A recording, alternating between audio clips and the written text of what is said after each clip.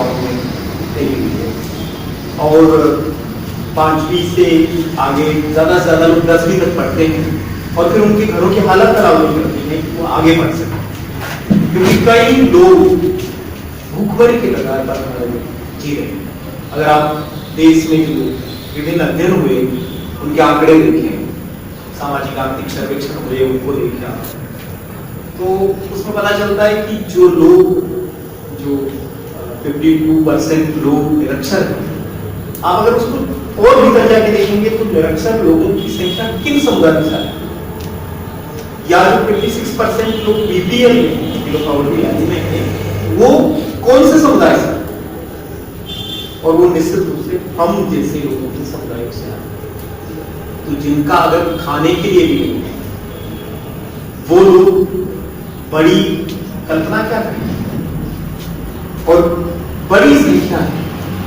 आज भी भूखमरी से मरने वाले लोगों का अगर आप जाति देखेंगे तो वो किसी भी उन समुदायों से नहीं आते जो इस देश का सवर्ण और सक्षम समुदाय है, वो निश्चित रूप से हमारे ही समुदायों में से आते हैं। अगर झारखंड की संतोषी नाम की आदिवासी बालिका हाथ हाथ कहते हुए मर गई तो आदिवासी होने के नाते मर गई। कोई भी अमीर व्यक्ति, कोई भी जो सक्षम व्यक्ति इस देश में भूख से नहीं मरता, कोई बीपीएल की लाइन में नहीं लगता, कोई राशन कार्ड लेकर के अनाज लेने के लिए नहीं करता। वो तमाम लोग हमारे लोग हैं जो बहुत विपरीत परिस्थिति में आज भी जी रहे हैं। तो हम उस तरह के लोगों के बीच में राजस्थान में पिछले कुछ सालों से काम करते हैं, और वहां में बच्चों की स्थितियों को देखता हूं तो मुझे लगता है कि अभी बहुत साल और चाहिए हमारे लोगों को उन लोगों से बराबरी करने के लिए। आप देखेंगे कि एक नारा था पहले, हम जो बचपन में हम सरकारी स्कूल में पढ़ने जाते थे तो हम नारा लगाते थे, बूढ़ा लगाना पाप है, पढ़ने जाओ, बच्चों को पढ़ने के लिए। आज ये स्थिति हो गई कि सरकारी विद्यालयों में अगर आप एक सर्वे करें तो वहां 95% बच्चे केवल हमारे समुदाय के, क्योंकि हमारे लोग सरकारी चीजों में जाए, बाकी लोग इतने सक्षम है कि वो तो कोई डीपीएस में जाएगा, कोई पेंसिल में जाएगा, कोई सोफिया में जाएगा, वहां पढ़ेगा। तो सरकार के यहाँ जब हमारे बच्चे पहुंच गए तो उन्होंने सरकारी शिक्षा का माहौल इतना खराब कर दिया है कि वहां पढ़ाई के नाम पर कुछ नहीं है,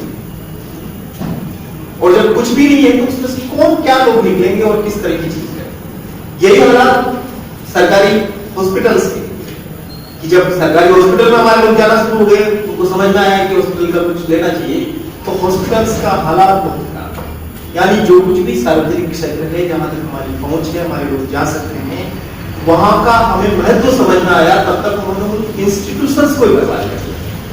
और अब उन लोगों ये समझ में आ गया कि इस समुदाय का एक छोटा सा हिस्सा हायर एजुकेशन के इंस्टीट्यूट में पहुंच गया है और वो वहां पर दखल दे रहा है या दस्तक दे रहा है। तो आप देख सकते हैं कि अब सारा ध्यान हायर एजुकेशन में डिस्क्रिमिनेशन पर टिका हुआ है। एम्स में भेदभाव की घटनाक्रम प्रोफेसर सुखदेव थोराट की वो आप पढ़ेंगे अगर स्टडी, तो उसमें समझ में आता है कि एम्स जैसे बड़े इंस्टीट्यूट में किस तरीके से हमारे जो रेजिडेंट डॉक्टर हैं उनके साथ क्या होता है। रोहित वर्मला के केस को मुझे दोबारा कहने की जरूरत नहीं, आप सब लोग जानते हैं। हमारे राजस्थान में हमारे जो साथी बाड़मेर के हैं, वहाँ की युवा लड़की डेल्टा में युवा लोग जो शिक्षण दे रही थी, उसके साथ इतना दुर्व्यवहार हुआ, पीड़न हुआ कि हमने उसको पानी में डूब के मरना पड़ा। तो इस समय हालात ये है कि उनको ये समझ में आ गया है कि तमाम विपरीत परिस्थिति के बावजूद दलित, आदिवासी छात्र छात्राएं, घुमंतू वर्ग के और पिछड़े वर्ग के छात्र छात्राएं आगे बढ़ रहे हैं, तो उनको अब वहां रोकने की पूरी कोशिश की जाए। इसलिए सारे बड़े इंस्टीट्यूट युद्ध के क्षेत्र बने हुए। सर जिस यूनिवर्सिटी से आते हैं जेएनयू में, हम तो दिल्ली जब भी जाते हैं तो जेएनयू हमारा प्रिय ठिकाना है, बहस करने के लिए, गंगा ढाबा खाना खाने के लिए, चाय पीने के लिए। मैं ये नहीं कह रहा हूँ कि कोई भी जगह बहुत आदर्श होती है या कोई तीर्थ यात्रा जैसी है, ऐसा कुछ भी नहीं है। लेकिन एक जगह है जहां पर आप खुल करके अपनी बात कह सकते हैं, आप कई प्रकार की विचारधाराओं के संपर्क में आ सकते हैं, चर्चा कर सकते हैं। और किसी भी यूनिवर्सिटी की खूबसूरती भी यही है कि वहां पर आप अपने दिमाग कितना खोल सकते हैं। अगर दिमाग नहीं खुलता तो फिर साक्षरता ही पर्याप्त है कि आपने पढ़ लिया, बस आप पढ़ना लिखना जान लें, अंगूठा लगाने के बजाय आप पढ़ सकते हैं कितना सब। लेकिन उच्च शिक्षा के माने ये हैं कि हमारे दिमाग को इतना खोल दे कि हम उन आदर्शों के बारे में सोच सकें, वो कल्पनाएं कर सकें तो हमारे बूते के बारे में असंभव को करने की क्षमता पैदा करने का जो काम है, या दिमाग खोलने का जो काम है, उदार विचार जो आ सकते हैं, वो अगर कहीं आ सकते हैं तो उच्च शिक्षा के जितने भी इदारे हैं, जितने भी इंस्टीट्यूशंस हैं, जितने भी संस्थान हैं, उनसे आते हैं। चूंकि हम जिन वर्गों से आते हैं, हजारों साल तक उनको ज्ञान से वंचित रखा गया, ज्ञान तक पहुंच ही नहीं होती। एक मैकेनिज्म ऐसा बनाया धार्मिक रूप से कि जहां पर स्त्री को और शूद्र को पढ़ने के लिए इजाजत नहीं, और ये हजारों साल तक चला। बहुत छोटा समय है अभी हमारे पास, सारे कामों में आपको महिलाएं दिखती, चाहे गाड़ियों की ड्राइविंग से लगा करके होटल मैनेजमेंट वगैरह वगैरह गाइड, सब कामों में महिलाएं सब। मुझे कई बार तो लगा कि शायद यहाँ के पुरुष बहुत आलसी है, कुछ करना नहीं, लेकिन महिलाएं बहुत प्रमुखता से। मैं ये उदाहरण इसलिए देता हूँ कि 90% बुद्धिस्ट समाज जाति को नहीं मानता वहां, लेकिन जो 10% नेपाली और भारतीय वहां पर हैं, वो लोग बहुत गर्व के साथ अपने नाम के साथ क्षत्रिय, शर्मा, इस तरह के नाम। तो मुझे लगा कि एक इतने सुंदर देश भी आकर के आपने जाति का कीड़ा साथ लाए, और थोड़ी सी संख्या में, लेकिन अपनी जात को चिपकाए हुए और गर्व के साथ बता रहे हैं। 1000 किलोमीटर ऊपर पहाड़ की चोटियों पर आपकी जाति ने क्या काम देगी, कौन समझ रहा है? लेकिन उनको समझ में आया कि हम भारत से आए थे, तो उन्होंने बड़े गर्व के साथ कहे हम अनिल शर्मा। तो वो जहां भी जाते हैं हमारे लोग भारत में, वो उस देश में जाति का भी सुनते, और जिन धर्मों में जाते हैं उनमें बोलते।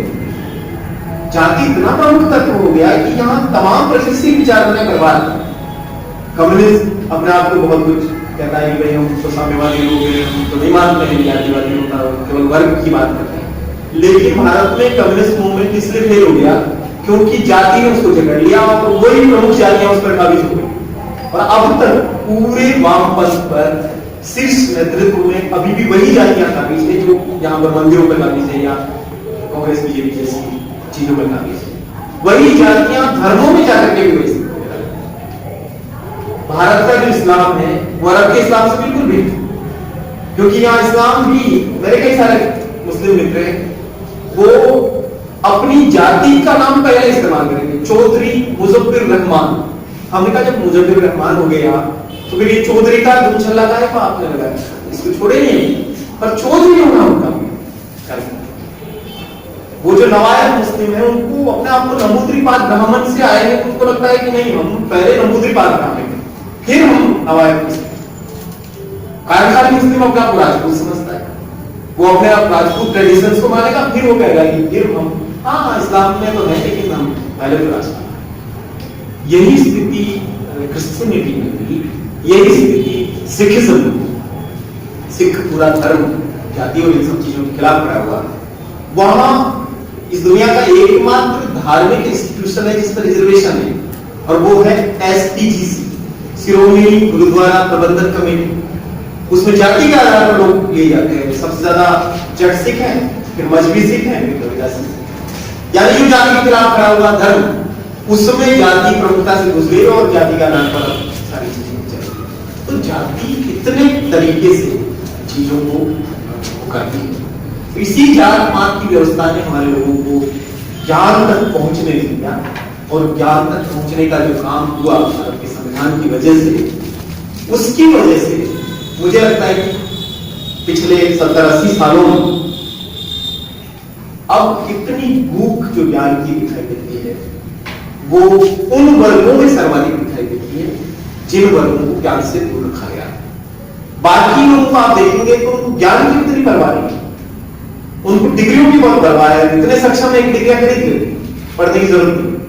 भाई भतीजा बात है, कोई उनका चाचा मामा, कोई वीसी है, कोई कुछ है, तो चाहे जितनी उनको अपॉर्चुनिटी है, लेकिन कड़ी मेहनत करके जो लोग आगे बढ़ रहे हैं उसमें दलित, आदिवासी, ओबीसी, एनटीडीएमपी के लोग नजर आते हैं। एनटीडीएमपी काफी कम लोग हैं, राजस्थान वगैरह में तो बहुत कम है, आपके यहाँ हो सकता है बढ़ रहे हो, लेकिन हमारे यहाँ, लेकिन दलित बच्चों में खासतौर पर देश भर में ज्ञान की भूख बहुत जबरदस्त है और वो पढ़ भी रहे हैं, और न केवल पढ़ रहे हैं बल्कि वो आगे भी बढ़ रहे हैं।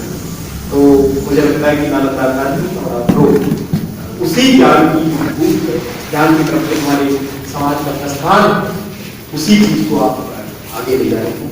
मैं अनूप सर का काम का मुझे तो उनके बारे में सुनकर के बहुत अच्छा लगा कि कोई व्यक्ति अपने जीवन को इस तरह की समर्पित कर सकता है कि अपने समय, और ये सबसे बड़ा निवेश, ये किसी 1000 करोड़ 10,000 करोड़ के निवेश से बड़ा निवेश ना समाज। इससे जो सोशल कैपिटल निर्मित होगा वो बहुत हो जाएगा, लेकिन वो तब होगा जब अनूप सर जो कर रहे हैं वही काम आप लोग, क्योंकि नहीं तो इन्वेस्टमेंट बेकार हो जाएगा। क्योंकि आप पढ़े, क्योंकि हमारे बहुत लोग बाबा साहब के पास पढ़े, आईएएस बने, आईपीएस बने, भरे हुए हैं, लेकिन जैसे ही वो कुछ सक्षम होते हैं उसमें ज्यादातर लोग उन लोगों की गोद में जाकर के बैठने की कोशिश करते हैं, उन जैसा होने की कोशिश करते हैं। कई लोग तो तिलक लगाने लगते हैं, कई जनेऊ पहनने लगते हैं, हवन करने लगते हैं, हाथों में कई अंगूठियां पहनने लगते हैं, ज्योतिषी के पास जाकर लगते हैं, पता नहीं वो सब चीजें करते हैं जिस सब चीजों को करने की जरूरत नहीं होनी चाहिए।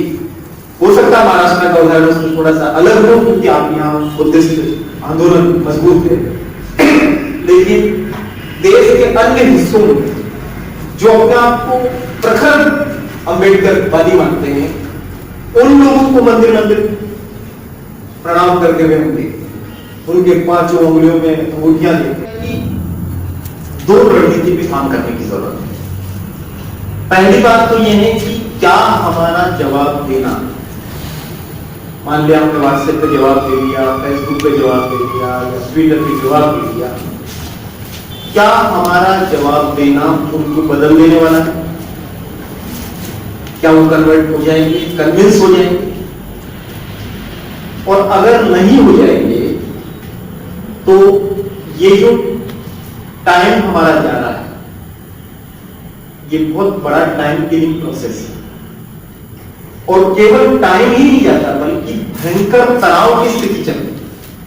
आप सब सोशल मीडिया में तो आप जरूर जानते होंगे कि ऐसा मैसेज जो आपको पसंद नहीं आता है, आप उसको काउंटर करना चाहते हैं, तो वो बिल्कुल ऐसा महसूस होता है, बिल्कुल जैसे आप कैद में हैं और वो पक्षी जैसे फड़फड़ाता है वैसे इंसान भी फड़फड़ाता है कि मुझे जवाब देना है। और अक्सर ये बहस शुरू होती है कुछ तर्कों के साथ, खत्म होती है गाली गलौजों के साथ, और ये बहुत बुरा एक चक्र है जिसमें हमारे युवा फंसे गए। मेरा यह मानना है कि हो सके तो इग्नोर कीजिए, हमारा एक एक क्षण बहुत महत्वपूर्ण, हम सवर्णों को बदल ही देंगे उससे कोई फर्क नहीं पड़ता। वो 5 मिनट के लिए आपसे अगर सहमत हो भी गए आपके तर्कों के साथ, तो वो कई सारे कुतर्क कर देंगे जो तर्क की जरूरत है। आप बात करेंगे यहां की, वो बात पता नहीं कहां की उठा के लाए, तो बेहतर है कि आप उसको उपेक्षा करें, एक छोटी टिप्पणी के साथ उपेक्षा करें जो मैं करता हूं, क्योंकि मैं जहां भी जाता हूं रिजर्वेशन पर बात आ जाती है, जाति पर बात सुन लो, अपमान, अन्याय, अत्याचार, छुआछूत पे बात करो, शोषण पे बात करो, वो सारी बातचीत को, सारे डिस्कोर्स को खींच के ले जाते हैं और रिजर्वेशन पर ले जाके पटक करते, और वो ऐसे कहते हैं कि दे तो दिया तुमको, अब और क्या चाहिए, जब रिजर्वेशन दे दिया, तुमको ये दे दिया, वो दे दिया, तो अब और क्या चाहिए तुमको, जो ऐसी सारी बात हमारे बीच हो गया। तो मैं इसको फेस करते रहता हूँ कई जगहों पे। मैं तो यूथ फॉर इक्वलिटी के कार्यक्रम में गया, जो कि पूरी तरीके से एंटी रिजर्वेशन मूवमेंट, और उनके सारे उतर और चीजें सुनी। मैंने अपने आप के धैर्य की परीक्षा दी। मैंने सोचा कि मैं कितना सह सकता हूं, पहले मैं ये भी समझूं। और वो इसलिए भी दिया मैंने क्योंकि मैं चाहता था कि आरक्षण के खिलाफ क्या तर्क आए, क्या फैक्ट रखे जाए। जब तक हम वो नहीं समझेंगे तो हम उनको काटने के लिए काउंटर फैक्ट कहां से लाए, काउंटर आर्गुमेंट भी तो जरूरी है, वो तभी आ सकते हैं जब हम उनको। लेकिन मुझे लगता है कि उसके लिए बहुत तैयारी की जरूरत है। आप जिस जगह पे अभी हैं, आपके लिए पहला काम अपने कैरियर के लिए ध्यान देना है, किसी को जवाब देना। आप अगर किसी बेहतरीन जगह पर पहुंचते हैं जो हमारे समाज के लिए उपयोगी है, वो सबसे बड़ा जवाब एक टीना डाबी यूपीएससी टॉप करती है, वो करोड़ों सवर्णों के लाखों कुतर्कों का स्वतः जवाब, कोई जवाब नहीं दे सकता। तो हमें साबित करना है अपने आप को सर्वश्रेष्ठ और सबसे ऊंची जगह पर। लेकिन इतना जरूर करिए उसको, जो मैं कहता हूं कि आरक्षण किस पर टिका हुआ है? आधार क्या आरक्षण? जाति, भाई जातिगत आरक्षण है ना सब। आर्थिक आरक्षण नहीं है और कोई धार्मिक आरक्षण नहीं है, आरक्षण तो जाति के आधार पर। अगर जाति फाउंडेशन है रिजर्वेशन की और आपको रिजर्वेशन से तकलीफ है, तो आपका रिजर्वेशन जिस चीज पर टिका हुआ है, आप उस चीज को क्यों नहीं मिटा लेते? आप इस देश से जाति मिटा लीजिए, तो अपना आप जातिगत आरक्षण भी मिल जाए। वो तो केवल उसका लक्षण है, मूल बीमारी तो जाति है। आप जड़ पे प्रहार कीजिए ना। आप पत्ते में कहीं को इंजेक्शन लगा रहे हैं, एक एक पत्ते में इंजेक्शन लगाने से किसी भी बीमार पेट का इलाज नहीं हो सकता। उसके लिए आपको जड़ में तैयार डालना पड़ेगा या जड़ में इलाज करना पड़ेगा। इसकी जड़ जाति है। आप पहले जाति मिटाइए, और वो जाति के आधार पर आप जाति मिटाएंगे तो जातिगत भेदभाव भी मिटेगा, जातिगत छुआछूत भी मिटेगा, जातिगत शोषण भी मिटेगा, फिर जातिगत आरक्षण भी मिट जाएगा। सारी चीजें उसी पर टिकी हुई है। तो मुझे लगता है कि इतना सा करिए, इससे ज्यादा चीजों में अपना समय, अपना सामर्थ्य, अपनी प्रतिभा का इस्तेमाल बिल्कुल भी। इसके साथ एक और चेतावनी, हमारे कई सारे युवा सोशल मीडिया पर ब्राह्मणों को, धर्म ग्रंथों को, देवताओं को गाली देने में लगे रहते हैं। ये जो धर्म ग्रंथों का पुनर्पाठ है, ये हमारा क्या बना है और हम क्यों इसमें अपना समय? वो जाने वो चार हाथ पैर के किसी देवता को पूजना चाहते हैं, किसी बंदर के मुंह वाले को पूजना चाहते हैं, किसी गधे को पूजना चाहते हैं। हमारे राजस्थान में तो कुत्ते का एक मूर्ति लगा करके लोग उसके पक्ष में खड़े हैं। अभी कल उसका स्वान मूर्ति, और मैंने अपने उस पर राइटअप लिखा है कि कुत्ते की प्रतिमा के लिए कुत्तों की तरह लग रहे हैं। तो वो चाहे क्यों करें? हमारा मामला ही नहीं है। तुम्हारे मंदिर जाने, तुम्हारा देवता जाने, तुम जाने, हमारा कहां भी नहीं है। तो मुझे लगता है कि हमें कई चीजों से बचने की जरूरत है।